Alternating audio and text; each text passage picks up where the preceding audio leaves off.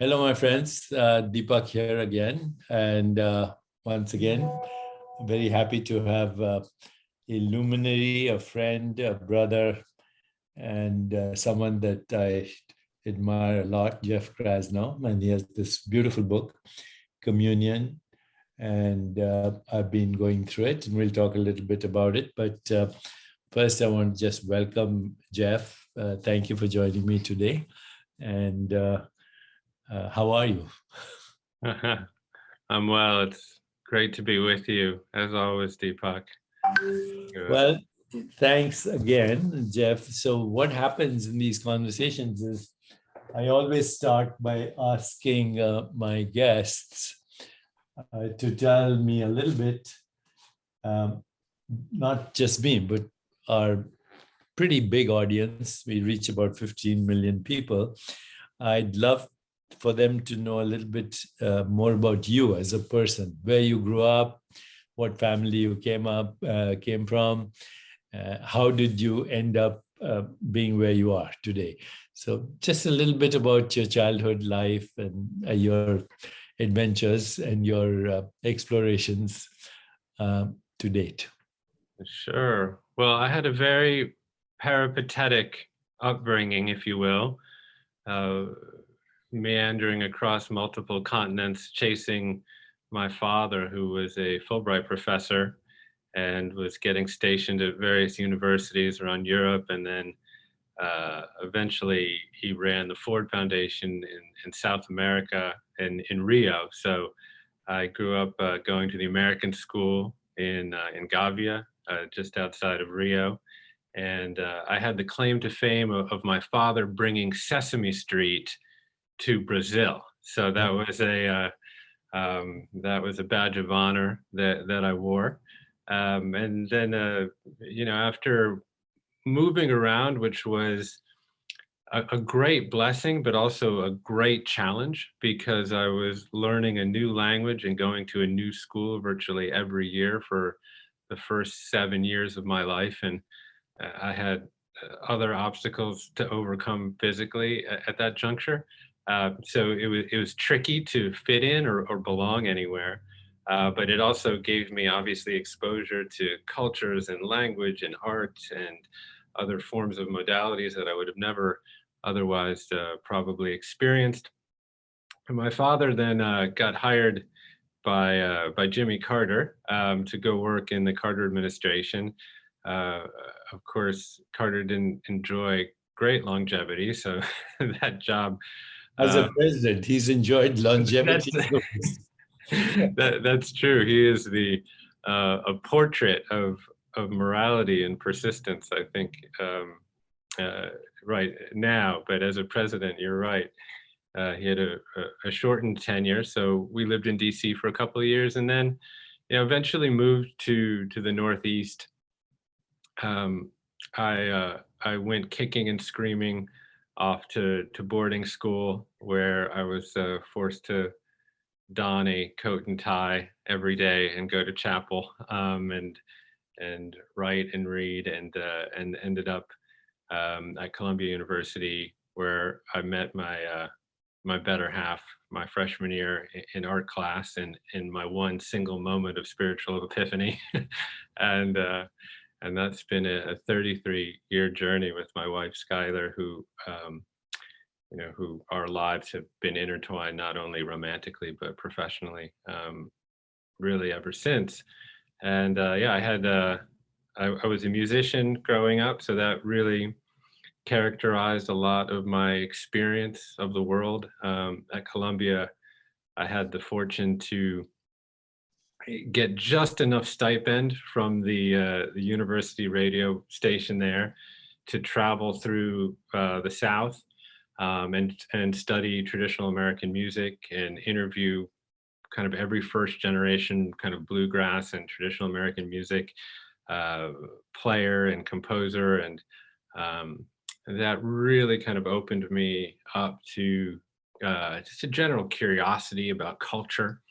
I brought kind of a lot of that knowledge back, and started a record label out of college, and had some success back when people actually purchased round discs, and and built that up over time, and was, managing some brilliant artists and putting on big shows and big productions. And that took us into 2001, where my office was down at the World Trade Center in the financial district of Manhattan, as you know well, that area. And and then the events of September 11th transpired, and we were in that tiny little radius around the towers, just 2 blocks north, actually. And in the aftermath of 9/11, people were inspired to do things that they might not have otherwise done. It was a very unique time to be in New York City. I assume that you were there around that time, since you're a long-term denizen of Manhattan. But it was a time of tremendous collective grief, but also a lot of shared community. And it also inspired people to do things. And so my wife, Skylar, who is a yoga teacher, opened a yoga studio at Ground Zero, and I got a front row seat to it's just witness the power of community and wellness and yoga and meditation to really transform people's lives and to help them heal. And this was not a fancy Equinox studio or what became Wanderlust later. This was a very, very humble little one-room studio up a rickety set of cockeyed lime green steps with a tiny little vestibule in front. And, I got to sit out in that little lobby where people would come out of class with their hearts open, and commune.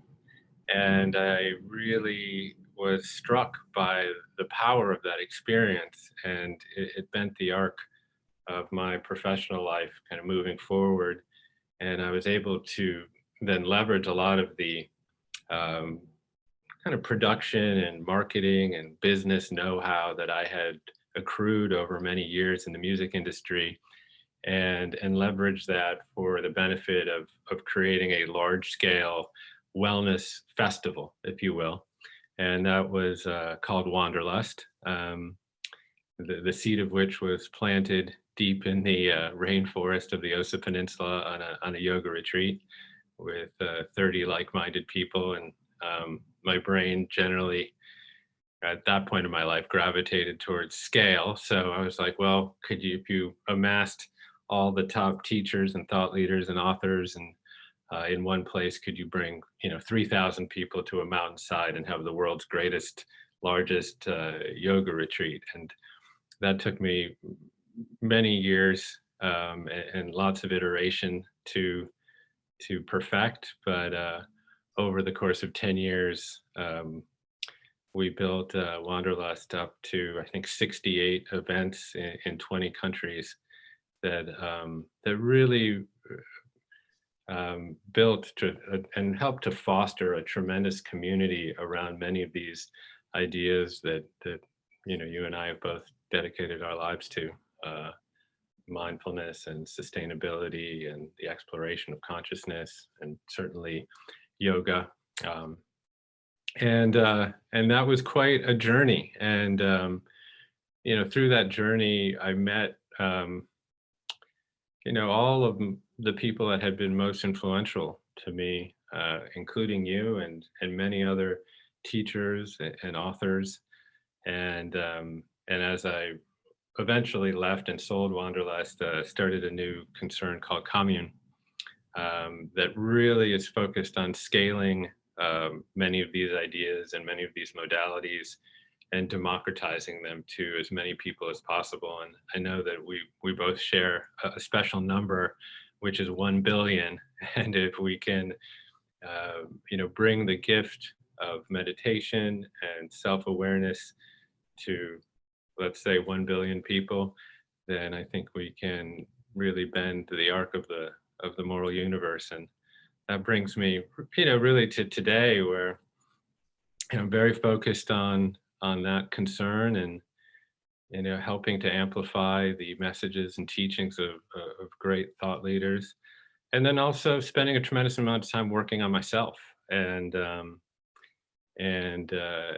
think that those things go hand in hand, and certainly over the last year has been an interesting personal journey for me, both psychologically and mentally, and then also physically.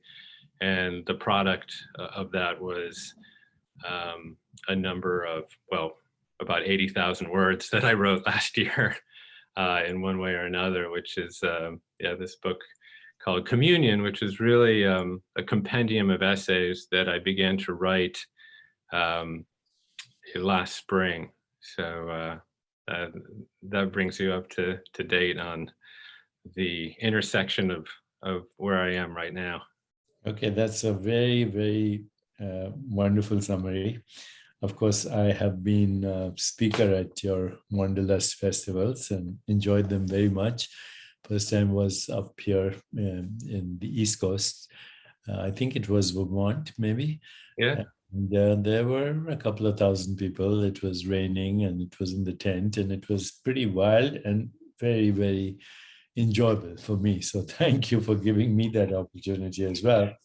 And now you have Commune. So let's talk a little bit about Commune. What exactly do you do at Commune? Yeah, primarily the business is a masterclass platform for well-being.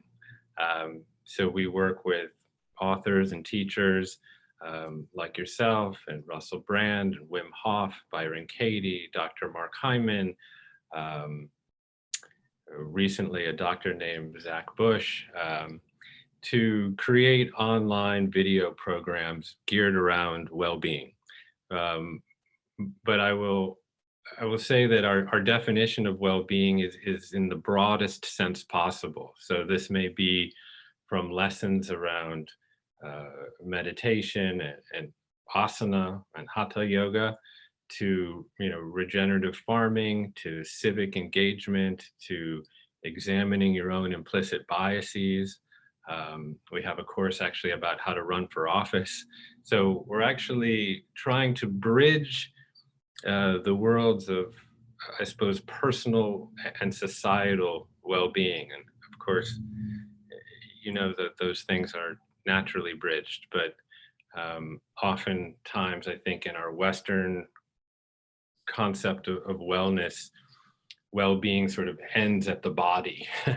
That we become quite obsessed with strength and flexibility, and that can be sort of codified in a pair of Lycra pants and a green juice or something, right? So trying to tear down some of those myths, and then also be able to bring, as you are, some of these modalities and practices to people who actually need it the most, right? And oftentimes well-being in the world of wellness and the wellness industry has been sort of cubbyholed for the effete or the affluent, etc. And so, how can we kind of break that down a bit and really bring these practices to a wider audience? Because like all we have is the experience of our mind, right? This is not meant to be for any particular cohort of society. This is applicable, to and for anyone. So this is what we're doing. And so as an adjunct and connected to these master classes that we're producing, I host a podcast under the Commune banner, and then I write and I curate other writers, and we have a Sunday newsletter that goes out to about 1.5 million people now. So I write every week for that, or I'll curate a writer who is so inclined to help me out on a week when I need a break. And that's what, this book is really just a compendium of those essays. And I try to examine a lot of socio-political issues through the lens of spirituality, if you will, and through the medium of story. because so often there's common ground to be found inside of story, um, because people can see their own stories inside the stories of others. And so, yeah, this has been a great privilege and honor for me to be able to have what I call these communions. I mean, you might associate communion with the receipt of the Holy Eucharist, or the transubstantiation of the wafer and the wine for the blood and body of Christ. But for me, these communions on Sunday are really the sharing of intimate and spiritual thoughts.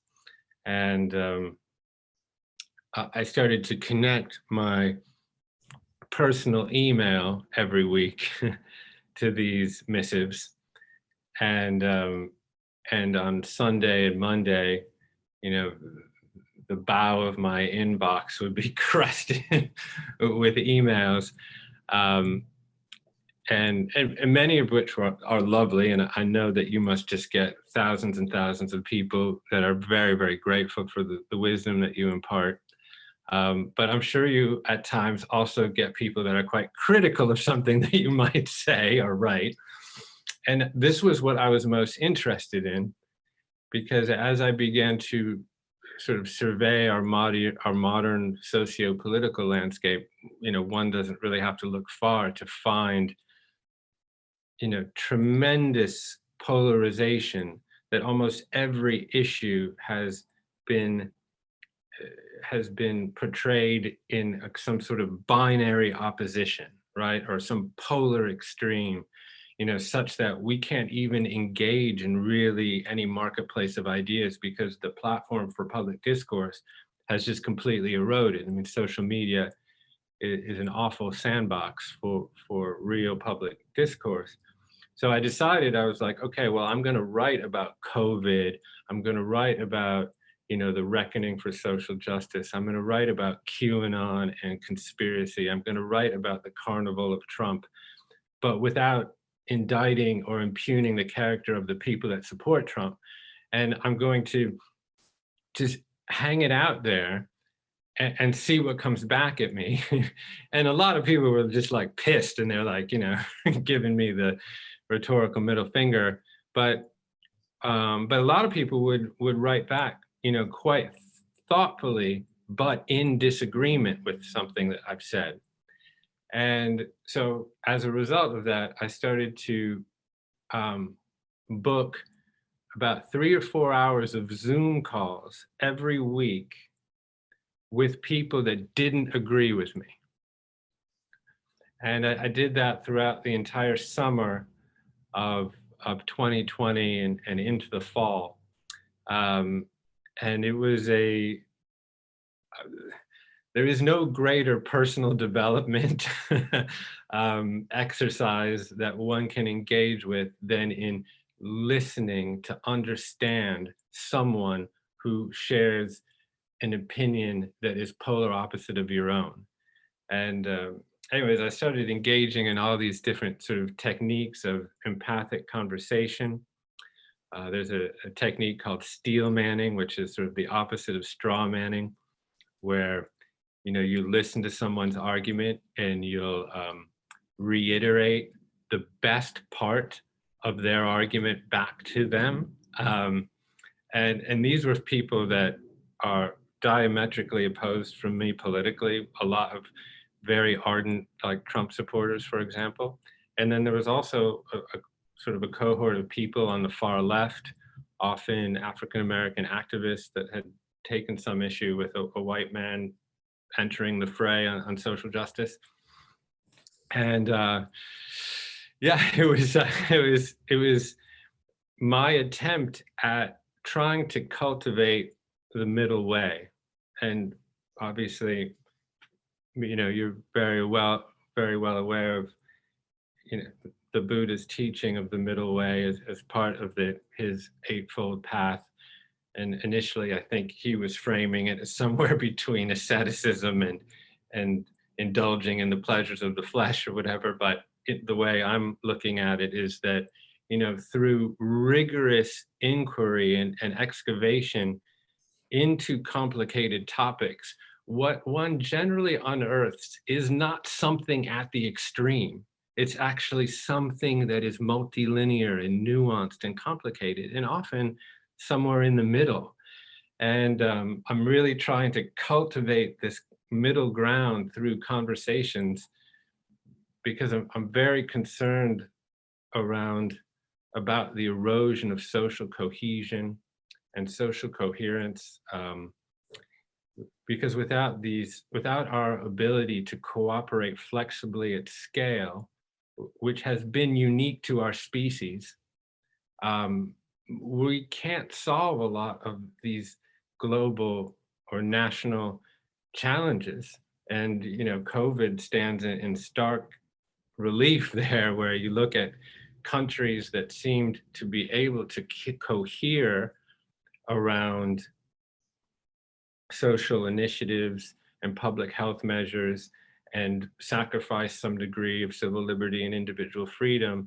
Those are many of the countries, like Taiwan or New Zealand or some of the Nordic countries that actually were able to staunch the virus without a vaccine, to be honest. And ironically, self-interest and the collective good end up being one and the same thing. But we have a real hard time getting in our culture, where we kind of sanctify the individual endlessly. We have a real hard time getting our head around that. So I'm really trying to kind of stake out this middle way, this middle path, which is a terrain. It's a very lonely terrain sometimes. So that's a bit of what I'm trying to accomplish with this work, and I suppose with this book. So I've been going through the book, and I find it very, very insightful. And I would encourage everyone who's listening to this conversation or watching this conversation to actually get the book. So how can people get the book if they want to read it? Yeah, well, I just encourage everyone to come to our website at onecommune.com and just buy it directly from there. That's the way that it's most supportive. And we have a quick delivery method for you. So perfect. So that's what we should do. Go to the website. And once again, what's the website, Jeff? It's onecommune.com. Okay. And, I was going to read bits and portions of it, but maybe too much. But there are some very good insights here about, how giant steps can be taken, your ruminations on death, on privilege, on how we use words, on how we navigate now what you are calling post-truth, walking among the divine. It's very, very interesting and gives a lot of food for thought and reflection. And I encourage everyone to please read this book. So having heard you, let me share with you a little bit of my personal journey as well. So because I think we are kind of on parallel paths, but I'm a little older, I think. I'm going to be 75 this year. And in my tradition, there are 4 ashramas. So the first of life, the first is education, first 25 years. The second 25 years is fame and fortune. The third, for lack of a better word, there aren't exact translations of these 4 ashrams. The third is giving back, which I think I've done in the last decade or more. And now I'm entering the 4th.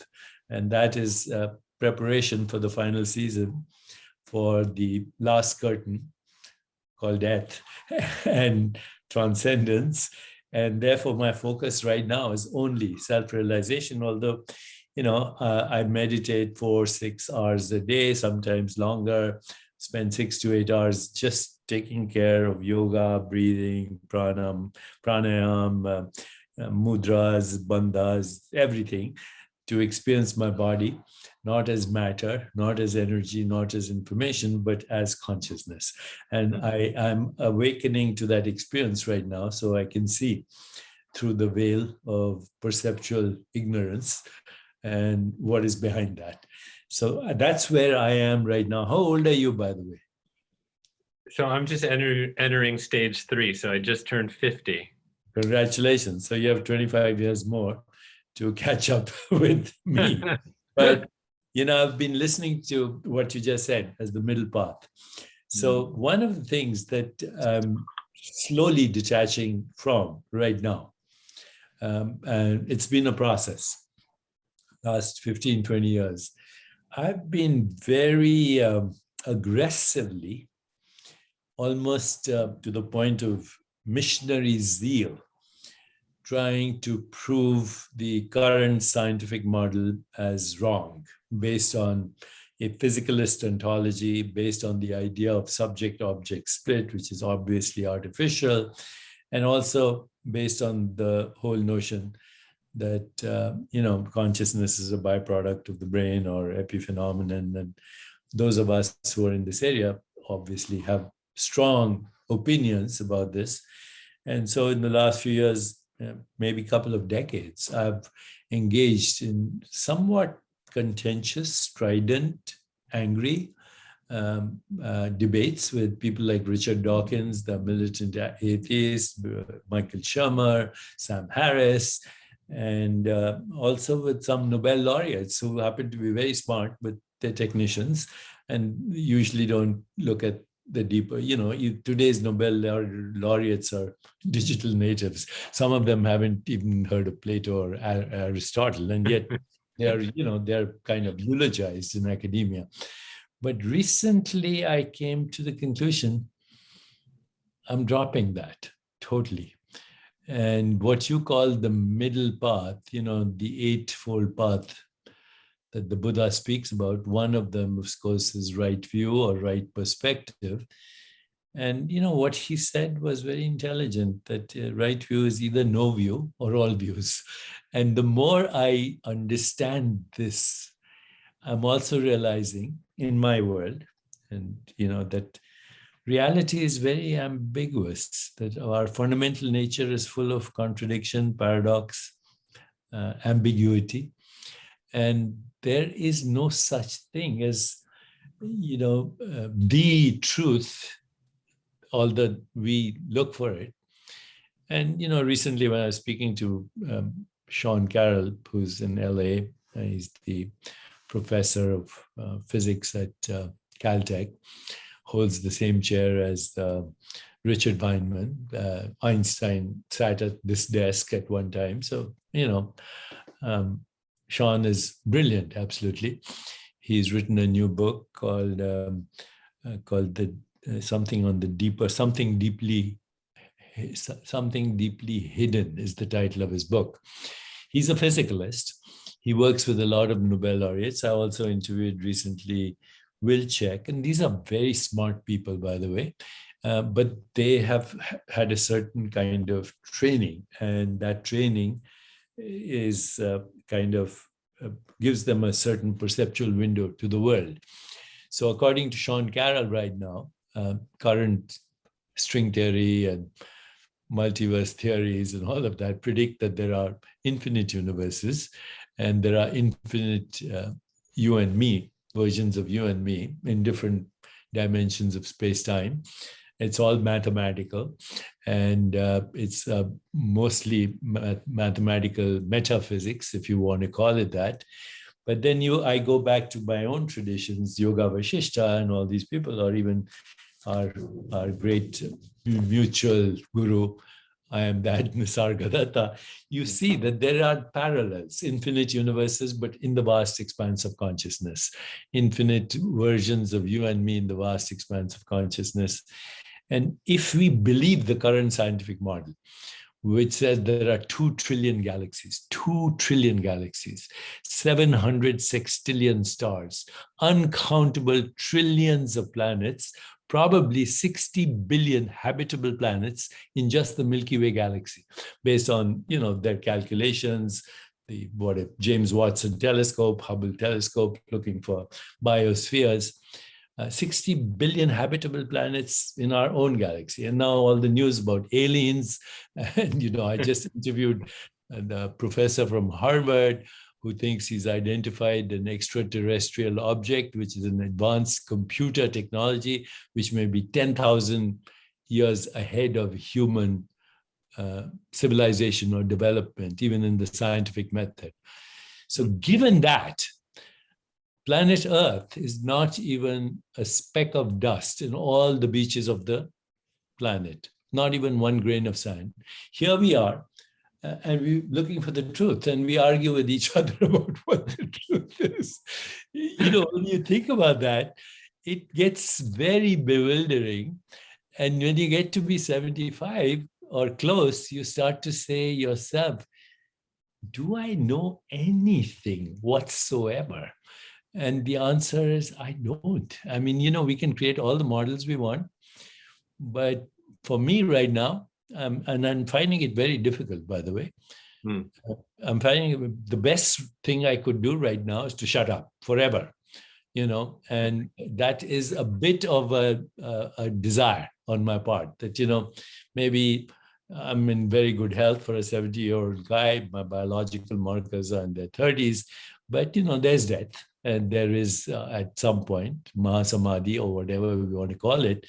But I want to, maybe it's a romantic notion, but at some point, I do want to shut up. And therefore, I wanted to share that with you. But this communion is really an intimacy of the soul with other souls. Would you say that's what you mean when you say communion? It's not communication. And the best communion can sometimes just occur at the level of stillness or silence or presence or what we call love in a very non-demanding way, you know, just this loving awareness that Ramdas used to speak of or whatever. And maybe that's enough. What do you think? Yeah, so many different threads to pull on there. I mean, I certainly can relate to the notion that the bigger that you light the fire, the more darkness that you realize there is, right?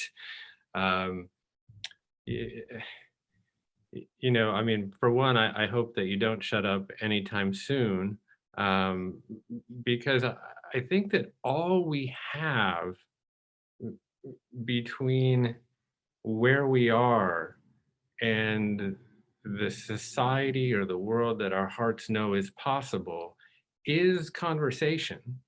And you know, we look at sacred texts as being revelatory, or you know, that their genesis is, you know, some invisible creator of the universe, depending on, you know, what particular faith that you follow. But those were all just conversations too. And and you know, sometimes they're presented overly dogmatically, but you know, this is, and as what you say, I mean, is obviously true. What we can know right now is a speck on a pinhead. um, but at the same time, you know, those of us who are so inclined and do have a degree of curiosity, I think need to mine the best ideas. And I do think that there are best ideas to be had. Now, I don't believe, I think that we're, from a values perspective, we're somewhere in, you know, within this tug of war of fundamentalism on dogmatism on one side and moral relativism on the other side. And, you know, there's a spectrum there kind of between those two poles in terms of values and facts. But I do believe that progress, human progress, is possible, and I'm not sure how it progresses without conversation. So that's one, just, you know, reflection on you know, on your penchant or your potential proclivity to shut up. Now, you know, I certainly do understand that there are moments in one's own life to relegate oneself, I think, to introspection or some degree of monasticism. I mean, I will say that on last year, I actually contracted COVID, and it was quite severe for me, even though I'm not immunocompromised either. But I'll someday relay the kind of humorous story by which I did contract it.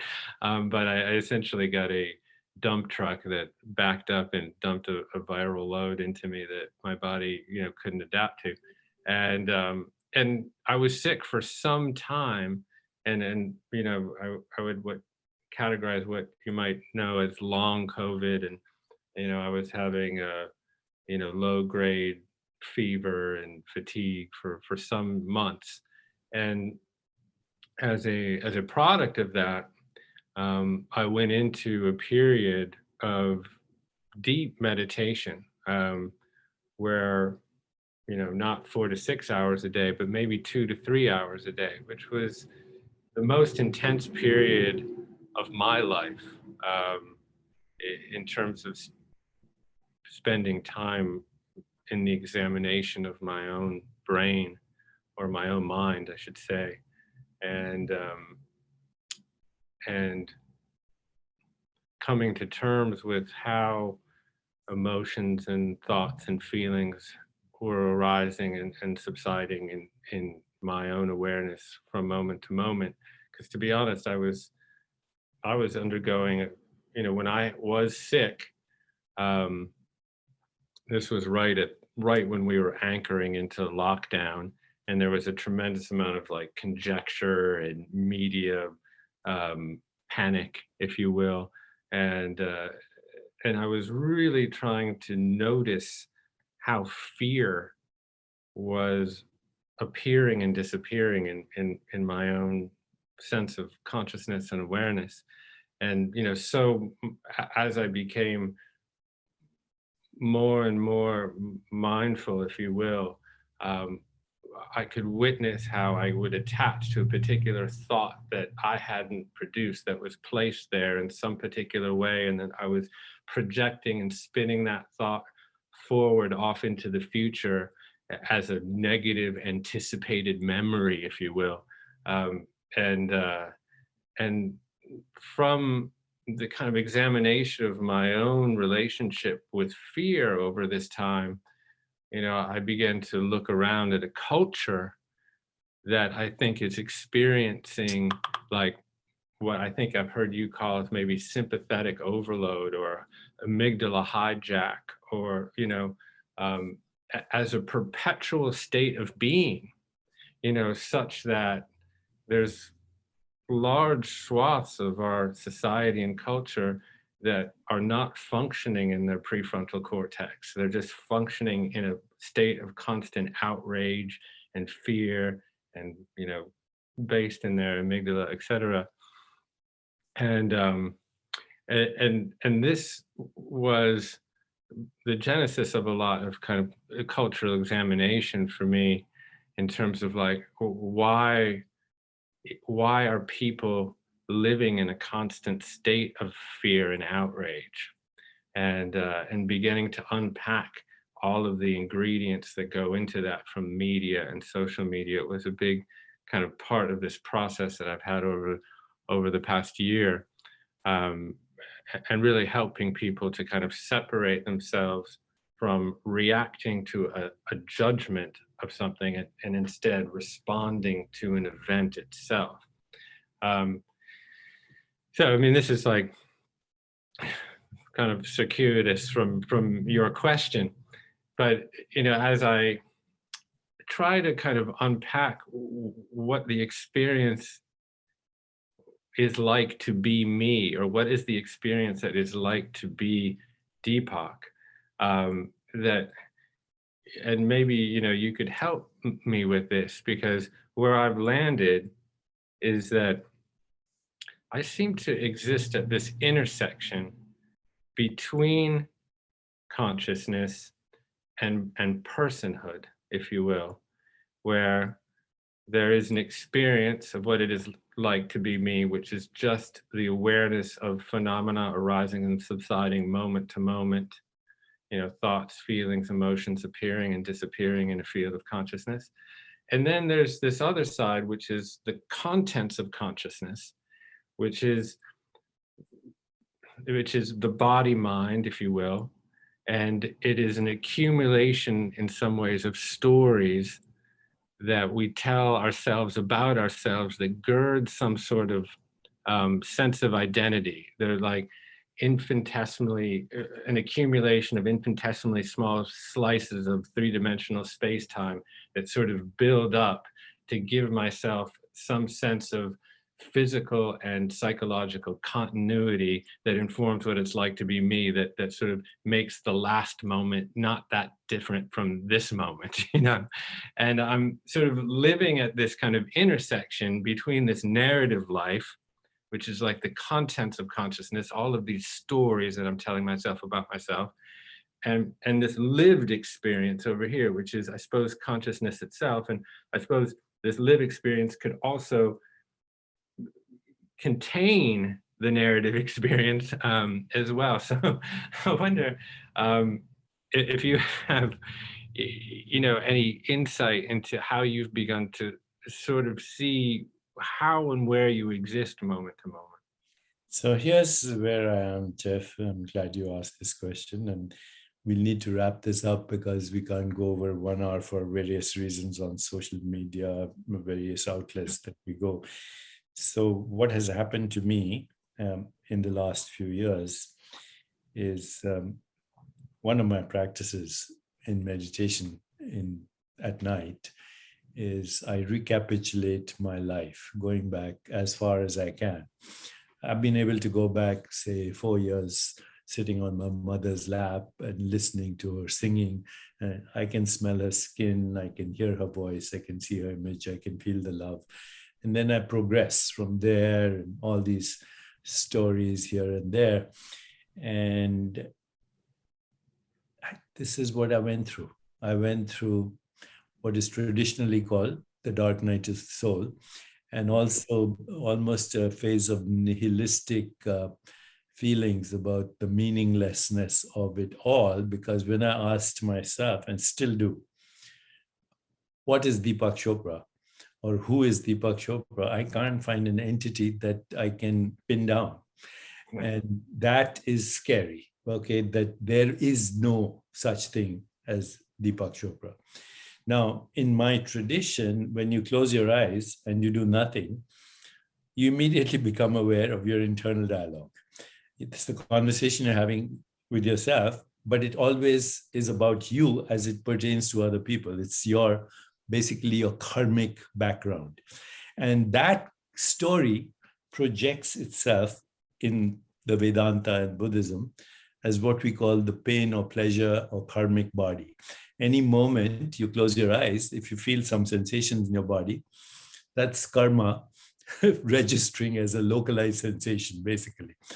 So what I do is I drop my stories and then I close my eyes again, and there's no body. And what I came to conclude was, and it took me a while, that all of our problems come from a single misperception. There is no such thing as an embodied observer. Yeah. There's no such thing as an embodied observer. Even the idea of embodiment is a wrong idea, because the observer is observing the body only as a changing perceptual activity, observing the mind only as a changing stream of thoughts. And that observer never left home, never left home. That's when, Nisargadatta and all these guys said, I was never born. Well, they're right. They were never embodied or never identified themselves with this notion of embodiment, and what is recycling as karma, memories, desires, stories is just stories.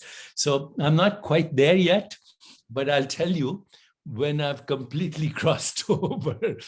But I definitely know that Deepak Chopra is a fictional character in a collective dreamscape.